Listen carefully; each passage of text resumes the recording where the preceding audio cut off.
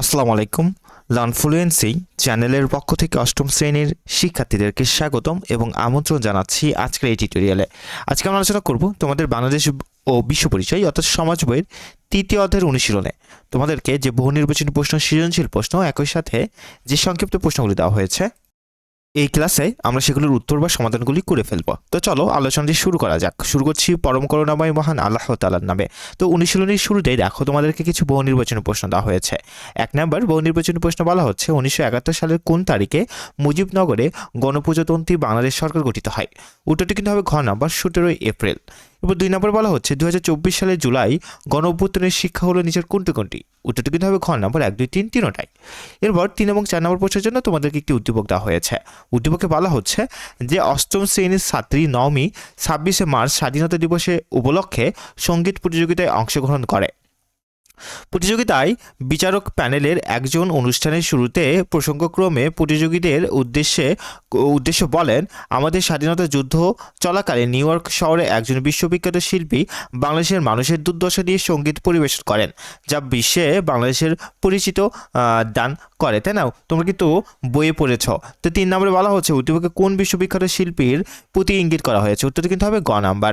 এরপর ৪ নম্বরে বলা হচ্ছে উদ্দীপকে উক্ত সঙ্গীত কিসের অনুপ্রেরণা জুগিয়েছিল? উত্তরটি হবে ঘ নাম্বার, বিশ্বব্যাপী স্বাধীনতার পক্ষে জনমত তৈরি হয়। এরপর তোমাদেরকে কিন্তু সৃজনশীল প্রশ্ন দেওয়া হয়েছে, তাই না? তো চলো আমরা ক খ গ খ পর্যায়ক্রমে সৃজনশীল প্রশ্নের উত্তরগুলো একটু দেখে ফেলি। ক নম্বর প্রশ্ন তোমাদেরকে বলা হচ্ছে ১ নম্বর সৃজনশীলের আত্মসমর্পণ অনুষ্ঠানে মুজিবনগর সরকারের প্রতিনিধি কে ছিলেন? তাই না? এখানে প্রতিনিধি হবে। আত্মসমর্পণ অনুষ্ঠানে মুজিবনগর সরকারের প্রতিনিধি ছিলেন মুক্তিবাহিনীর উপপ্রধান সেনাপতি গ্রুপ ক্যাপ্টেন এ কে খন্দকার। খ নম্বরে বলা হচ্ছে গণহত্যার ধারণাটি ব্যাখ্যা করো। উত্তর: গণহত্যা বলতে কোনো দেশের ক্ষমতাশালী পক্ষের দ্বারা নির্দিষ্ট জাতি, গোষ্ঠী বা ভিন্ন মতাদর্শধারীদের নির্বিচারে হত্যা করাকে বোঝায়। জাতিসংঘের মতে গণহত্যা হলো একটি জাতি বা ধর্মীয় সম্প্রদায় বা নৃতাত্ত্বিক গোষ্ঠীকে সম্পূর্ণ বা আংশিকভাবে নিশ্চিহ্ন করার প্রয়াস। ১৯৭১ সালে ২৫শে মার্চ রাতে তৎকালীন পূর্ব পাকিস্তানের নিরীহ বাঙালির উপর পাকিস্তানি হানাদাররা যে নির্মম হত্যাকাণ্ড ধ্বংসযজ্ঞ চালায় তাকে গণহত্যা হিসেবে আখ্যায়িত করা হয়। এরপর আমাদেরকে কিন্তু উদ্দীপকে দুটো চিত্র দেওয়া হয়েছে, তাই না? ১ নম্বর চিত্র আমরা দেখতে পাচ্ছি, এখানে চিত্র ১ দ্বিতীয় বিশ্বযুদ্ধে গণহত্যার দৃশ্য এবং চিত্র ২ দেখতে পাচ্ছি মুক্তিযুদ্ধ চলাকালীন যৌথ বাহিনীর অভিযানের দৃশ্য, তাই না? তো এখান থেকে তোমাদেরকে গ নম্বর প্রশ্ন বলা হচ্ছে যে চিত্র ১ বাংলাদেশের ইতিহাসের কোন ঘটনার প্রতিচ্ছবি? উত্তরটি দেখো। চিত্র ১ বাংলাদেশের ইতিহাসে ১৯৭১ সালের ২৫শে মার্চের গণহত্যার প্রতিচ্ছবি। ১৯৭১ সালের ২৫শে মার্চ রাতে পাকিস্তানি সেনাবাহিনী নিরীহ বাঙালির ওপর নির্মম অত্যাচার চালায়। ভয়াবহ সেই রাতে সাধারণ মানুষ, শিশু, বৃদ্ধ, নারী, ছাত্র, শিক্ষকদের নির্বিচারে হত্যা করা হয়। শুধু ২৫শে মার্চ রাতেই ঢাকা শহরে প্রায় ৭ থেকে ৮ হাজার নিরীহ মানুষ হত্যার শিকার হয়।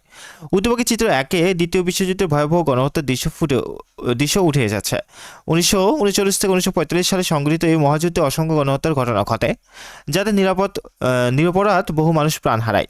একইভাবে ১৯৭১ সালে ২৫শে মার্চ রাতে পাকিস্তানি সেনাবাহিনী ঘুমন্ত বাঙালির উপর ঝাঁপিয়ে পড়ে। ঢাকার বিভিন্ন এলাকা, পিলখানা ও রাজারবাগ, পুলিশ লাইন্স, ঢাকা বিশ্ববিদ্যালয় এলাকা সহ সারা দেশে চলে বাঙালি নিধন। পাকিস্তানিদের এই হত্যাযজ্ঞের প্রতিচ্ছবি চিত্র ১-এ ফুটে উঠেছে, তাই না? এরপর দেখো তোমাদেরকে ঘ নাম্বার প্রশ্নে কি বলা হয়েছে।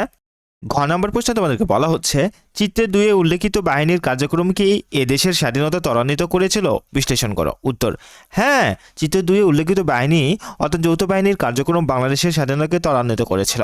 ১৯৭১ সালের ২৬শে মার্চ শহীদ প্রেসিডেন্ট অর্থাৎ তৎকালীন মেজর জিয়াউর রহমান বাংলাদেশের স্বাধীনতা ঘোষণা করেন। পরবর্তী সময়ে ১০ই এপ্রিল মুক্তিযুদ্ধকে সঠিক নির্দেশনা প্রদানের জন্য মুজিবনগর সরকার গঠিত হয়। এর ফলে বাঙালি মুক্তিযোদ্ধারা রণাঙ্গনের সাহসের সাথে বা পাকিস্তানি বাহিনীর মোকাবেলা করতে থাকে। এই আক্রমণকে আরও গতিশীল করতেই মুজিবনগর ও ভারত সরকার যৌথ বাহিনী গঠন করে। ১৯৭১-এর মধ্যে নভেম্বর থেকে ভারতীয় বাহিনী পাকিস্তানি সেনাদের বিরুদ্ধে যুদ্ধ পরিচালনার মুক্তিবাহিনীকে সহায়তা করতে থাকে। এ সময় স্থলপথে বাঙালি মুক্তিযোদ্ধারা পাক বাহিনীর ওপর গেরিলা হামলা বৃদ্ধি করে, অন্যদিকে আকাশপথে যৌথ বাহিনীর উপর বিমান হামলাও বৃদ্ধি পায়। ফলে ডিসেম্বরের শুরু থেকে বাংলাদেশের এলাকাগুলো শত্রুমুক্ত হতে থাকে। উপরের আলোচনা থেকে বলা যায় ৯ মাসের রক্তক্ষয়ী যুদ্ধে মুক্তিযোদ্ধাদের প্রয়াসকে আরও গতিশীল করতে যৌথ বাহিনীর আক্রমণ পরিচালনা করে, ফলে আমাদের স্বাধীনতা অর্জন ত্বরান্বিত হয়। এরপর আমরা ২ নম্বর সৃজনশীল প্রশ্ন উত্তরগুলো একটু দেখে ফেলি, চলো। তো দেখো ২ নম্বর সৃজনশীল প্রশ্নটা কিন্তু তোমাদেরকে একটু উদ্দীপক দেওয়া হয়েছে, তাই না? আচ্ছা, সর্বপ্রথম আমরা ক এবং খ নম্বর প্রশ্ন উত্তর একটু দেখি। ক নম্বর প্রশ্ন আমাদেরকে বলা হচ্ছে আনুষ্ঠানিকভাবে স্বাধীন বাংলার পতাকা কত তারিখে উত্তোলন করা হয়? উত্তর, আনুষ্ঠানিকভাবে স্বাধীন বাংলার পতাকা 1971 সালে 2 মার্চ উত্তোলন করা হয়। এরপর খ নম্বর প্রশ্ন তোমাদেরকে বলা হচ্ছে যৌথ বাহিনী গঠন করা হয়েছিল কেন? যৌথ বাহিনী কেন গঠন করা হয়েছিল? উত্তর দেখো, পাকিস্তানি বাহিনীর উপর আক্রমণ সুদৃঢ় করার জন্য বাংলাদেশ ও ভারত সরকারের সমন্বয়ে যৌথ বাহিনী গঠন করা হয়েছিল। 1971 সালে মুক্তিযুদ্ধে বাঙালি গেরিলা যোদ্ধারা দেশের অভ্যন্তরে পাকিস্তানি বাহিনীর উপর ব্যাপক আক্রমণ চালায়। এই আক্রমণকে আরও গতিশীল ও দৃঢ় করতে 21 নভেম্বর মুক্তি বাহিনী ও মিত্র বাহিনীর সমন্বয়ে যৌথ বাহিনী গঠিত হয়। এবার গ এবং ঘ নম্বর প্রশ্নের জন্য আমাদেরকে একটি উদ্দীপক দেওয়া হয়েছে। উদ্দীপকে বলা হচ্ছে কি দেখো, যে নাসিবের বাবা বিশ্ববিদ্যালয়ের ছাত্র থাকাকালীন মুক্তিযুদ্ধে অংশগ্রহণ করেন। তিনি প্রতিবেশী দেশে মুক্তিযুদ্ধের প্রশিক্ষণ ছাড়াই বাহিনী গড়ে তোলেন এবং নেতৃত্ব দেন। তার বাহিনীর অনেক নারী মুক্তিযুদ্ধের সম্মুখ যুদ্ধে অংশগ্রহণ করেছিলেন। সেখান থেকে গ নম্বর প্রশ্নে তোমাদেরকে বলা হচ্ছে কি, যে উদ্দীপকের ক্ষেত্রটি ছাড়াও নারীরা কিভাবে মুক্তিযুদ্ধে অংশগ্রহণ করেছিল আলোচনাটি ব্যাখ্যা করো। উত্তর, উদ্দীপকে উল্লেখিত ক্ষেত্র তথা সম্মুখ যুদ্ধ ছাড়াও নারীরা সহযোগী যোদ্ধা, সেবাদানকারী, সংগঠক ইত্যাদি ভূমিকায় মুক্তিযুদ্ধে অংশগ্রহণ করেছিলেন। বাংলাদেশের মুক্তিযুদ্ধে নারীর প্রত্যক্ষ পরোক্ষ সম্পৃক্ত ছিল। সম্মুখ যুদ্ধে অংশগ্রহণ ছাড়াও নারীরা সহযোগী যোদ্ধা হিসেবে ভূমিকা পালন এবং যুদ্ধক্ষেত্রে সেবাদানকারী হিসেবে অসামান্য অবদান রাখেন। মৃত্যুর মুখোমুখি দাঁড়িয়ে তারা হাসিমুখী সন্তান, ভাই, স্বামীকে যুদ্ধে পাঠিয়েছেন। নিজেরা হত্যা, ধ্বংসযজ্ঞ এবং পাশবিকতার শিকার হয়েছেন। কেবল তাই নয়, অস্ত্র লুকিয়ে রেখে মুক্তিযোদ্ধাদের আশ্রয় ও খাদ্য সরবরাহ করে তথ্য দিয়ে সংগঠক হিসেবে সাংস্কৃতিক কর্মকাণ্ডের মাধ্যমে অনুপ্রেরণা দিয়ে বাংলাদেশের নারীরা মুক্তিযুদ্ধে অসামান্য অবদান রাখেন। সর্বোপরি যুদ্ধের ভয়াবহতার মধ্যে আচ্ছা, এরপর দেখো, সর্বোপরি যুদ্ধের ভয়াবহতার মধ্যে পরিবার আগলে রেখে বাংলাদেশকে টিকিয়ে রেখেছিলেন নারীরা। উদ্দীপকে বলা যায় মুক্তিযুদ্ধের সময় নাসিবের বাবার বাহিনীর সদস্য হয়ে অনেক নারী সম্মুখ যুদ্ধে অংশ নিয়েছিলেন। উপরের আলোচনায় সুস্পষ্ট সম্মুখ যুদ্ধের পাশাপাশি নারীরা মুক্তিযুদ্ধে অন্যান্য গুরুত্বপূর্ণ ভূমিকাও পালন করেছেন। এবার ঘ নম্বর প্রশ্ন আমাদেরকে বলা হচ্ছে উদ্দীপকে উল্লেখিত দেশটিতে প্রশিক্ষণ গ্রহণ ছাড়াও অনেকগুলো আঞ্চলিক বাহিনী ছিল যারা মুক্তিযুদ্ধে গুরুত্বপূর্ণ ভূমিকা পালন করেছে। মূল্যায়ন করো। উত্তরটি দেখো, উদ্দীপকে উল্লেখিত দেশ তথা ভারতে প্রশিক্ষণ গ্রহণ ছাড়াও অনেকগুলো আঞ্চলিক বাহিনী ছিল যারা মুক্তিযুদ্ধে গুরুত্বপূর্ণ ভূমিকা পালন করেছে। উক্তিটি যথার্থ। মুক্তিযুদ্ধের সময় বিপুল সংখ্যক বাঙালি ভারতের সামরিক প্রশিক্ষণ নিয়ে নিয়মিত ও অনিয়মিত বাহিনীর সদস্য হিসেবে মুক্তিযুদ্ধে অংশগ্রহণ করেছে। তবে এর বাইরেও বিভিন্ন অঞ্চলে স্থানীয় পর্যায়ে অনেকগুলো আঞ্চলিক বাহিনী গড়ে উঠেছিল। আঞ্চলিক বাহিনীগুলোর সদস্যরা ভারতে প্রশিক্ষণ গ্রহণ ছাড়াও মুক্তিযুদ্ধে সক্রিয়ভাবে অংশগ্রহণ করেছিলেন। বাহিনীগুলো তাদের নেতার নামে পরিচিত ছিল। এসব বাহিনীর মধ্যে উল্লেখযোগ্য হচ্ছে কাদেরিয়া বাহিনী, আফসার ব্যাটালিয়ান, বাতেন বাহিনী, হেমায়ত বাহিনী, হালিম বাহিনী, আকবর বাহিনী, টিফ মির্জা বাহিনী ও জিয়া বাহিনী। স্থানীয় পর্যায়ে পাকিস্তানি হানাদার বাহিনীকে প্রতিরোধ এবং মুক্তি ফৌজকে সহায়তা করার বিষয়ে বিভিন্ন আঞ্চলিক বাহিনী গুরুত্বপূর্ণ ভূমিকা রেখেছিল। উপরি আলোচনায় পরিসমাপ্তিতে বলা যায় ভারতে প্রশিক্ষণ না নিয়েই মুক্তিযুদ্ধের সময় বিভিন্ন আঞ্চলিক বাহিনী যে বীরত্বপূর্ণ ভূমিকা রেখেছিল তা মুক্তিযুদ্ধে বাঙালির বিজয়কে ত্বরান্বিত করেছিল। অর্থাৎ আঞ্চলিক বাহিনীগুলোর মুক্তিযুদ্ধে ভূমিকা সম্পৃক্ত প্রশ্নোক্ত উক্তিটি যথার্থ। এরপর কিন্তু আমাদেরকে কয়েকটি সংক্ষিপ্ত প্রশ্ন দেওয়া হয়েছে, তাই না? তোমরা যদি একটু নিচে চলে আসো দেখতে পারবে কয়েকটি সংক্ষিপ্ত প্রশ্ন তোমাদেরকে এখানে দেওয়া হয়েছে। আমরা একটু পর্যায়ক্রমে উত্তরগুলি দেখি, চলো।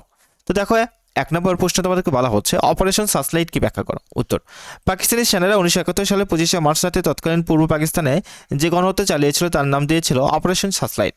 এই অভিযানের মাধ্যমে শুধু 25 মার্চ রাতেই ঢাকায় 7 থেকে 8 হাজার নিরীহ মানুষকে হত্যা করা হয়। এবার 2 নম্বর প্রশ্ন তোমাদেরকে বলা হচ্ছে কাদের নিয়ে মুজিবনগর সরকার গঠিত হয়েছিল। উত্তর, রাজনৈতিক নেতাদের নিয়ে মুজিবনগর সরকার গঠিত হয়েছিল। এই সরকারের রাষ্ট্রপতি ও পদাধিকার বলে সশস্ত্র বাহিনীর সর্বাধিনায়ক ছিলেন শেখ মুজিবুর রহমান। উপরাষ্ট্রপতি শেখ মুজিবুর রহমান অনুপস্থিতিতে অস্থায়ী রাষ্ট্রপতি ও সশস্ত্র বাহিনীর সর্বাধিনায়ক ছিলেন সৈয়দ নজরুল ইসলাম। প্রধানমন্ত্রী ছিলেন তাজউদ্দিন আহমেদ। অর্থমন্ত্রীর দায়িত্ব পালন করেন এম মনসুর আলী। স্বরাষ্ট্র, ত্রাণ ও পুনর্বাসন মন্ত্রী ছিলেন এইচ.এম. কামরুজ্জামান। এছাড়াও খন্দকার মোস্তাক আহমেদ পররাষ্ট্র ও আইনমন্ত্রী হিসেবে দায়িত্ব পালন করেন। এবার 3 নম্বর প্রশ্ন তোমাদেরকে বলা হচ্ছে স্বাধীনতার ঘোষণা কে ও কখন দিয়েছিলেন? উত্তর, বাংলাদেশের স্বাধীনতা ঘোষণা দিয়েছিলেন শহীদ প্রেসিডেন্ট জিয়াউর রহমান। তিনি 26শে মার্চ তারিখে চট্টগ্রামের কালুরঘাট বেতার কেন্দ্র থেকে স্বাধীনতা ঘোষণা করেন। এরপর তিনি 27শে মার্চ তারিখে শেখ মুজিবুর রহমানের পক্ষ থেকে পুনরায় স্বাধীনতার ঘোষণা দেন। এরপর 4 নম্বর প্রশ্ন তোমাদেরকে বলা হচ্ছে, জুলাই গণ অভ্যুত্থান পরবর্তী তোমার প্রত্যাশা কি? উত্তর, জুলাই গণ অভ্যুত্থান পরবর্তী আমার প্রত্যাশা একটি বৈষম্যহীন ও গণতান্ত্রিক বাংলাদেশ দেখা। এ সময় আমি একটি বাংলাদেশ দেখতে চাই যেখানে সকল ধর্ম, বর্ণ ও চিন্তার মানুষ নিরাপদে বাস করতে পারবে। আমি প্রত্যাশা করি এমন বাংলাদেশ যেখানে ভিন্ন চিন্তা ও রাজনৈতিক অবস্থানের কারণে কাউকে নিপীড়নের শিকার হতে হবে না, সবাই গণতান্ত্রিক উপায়ে নিশ্চিন্তে নিজের অবস্থান ঘোষণা করতে পারবেন। তো এই ছিল তোমাদের জন্য আজকের আলোচনাটি। ভিডিওটি ভালো লাগে থাকলে লাইক দেবে এবং অবশ্যই লার্ন ফ্লুয়েন্সি চ্যানেলটিকে সাবস্ক্রাইব করবে। আমরা ধারাবাহিকভাবে তোমাদের প্রত্যেকটা চ্যাপ্টারে এরকম অনুশীলন সমাধানগুলো করে দেবো। একই সাথে তোমাদের প্রত্যেকটা পার্ট থেকে যে বিভিন্ন রকম কাজ দেওয়া হয় সেই কাজগুলোর সমাধানও করে দেবো। ভালো থেকো, সুস্থ থেকো। আসসালামু আলাইকুম।